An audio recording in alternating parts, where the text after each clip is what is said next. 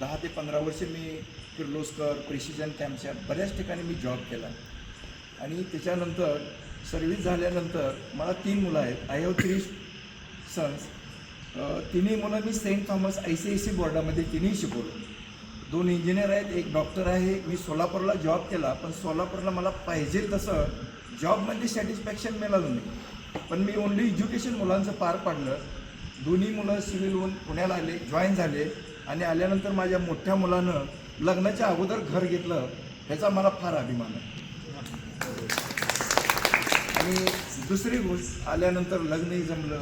लग्नासाठी मला कसं की माझ्या आईवडिलाचं पॅरेंट्सचं जसं प्रेम असतं तसं मला सरांनी मला इथं प्रेम दिलं. दोघांनीही म्हणजे दुबे सर कसं की मी जानेवारीमध्ये जॉईन झालो, पण 5 महिन्यामध्ये किंवा 6 महिन्यामध्ये 10 वर्ष सर्व्हिस केली असा मला त्यांनी आनंद दिला.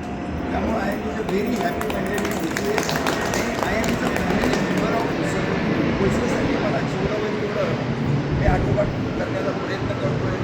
पॅरेंट्सना कम्युनिकेशन करतो आहे. OCAचा रिझल्ट पॅरेंट्सच्या कानाकोपऱ्यापर्यंत कसा जाईल किंवा काय जाईल त्याचं मी आटोकाट प्रयत्न करत असतो. माझे मित्र मंडळी कोणी भेटलं तर मी OCA जे बॅकग्राऊंड आहे ते डिटेल्समध्ये मी त्यांच्यापर्यंत पोहोचवतो. कारण आतापर्यंत कुठल्याही अकॅडमीमध्ये UD ऑफिसर्स आणि श्रेणीधारक बनले नाहीत, पण आपल्या अकॅडमीमध्ये जवळजवळ 1022च्या जास्त मुलं ऑफिसर आणि वेगवेगळे श्रेणीधारक म्हणून आज इंडियामध्ये काम करतात. त्याच्यासारखं मोठं काय. त्याच्यामुळं सरांचा एक स्वभाव आहे की त्यांनी मुलाचं प्रेम देतात, वडिलांचं प्रेम देतात, सगळ्यांनाच आम्हाला रागावतात, बोलतात, प्रेम करतात. असं प्रेम मी कधीही बघितलं नाही. त्यामुळं त्याबद्दल मी सरांचं दोघांचंही, मॅडम आणि सरांचं अभिनंदन, सगळ्यांचं अभिनंदन.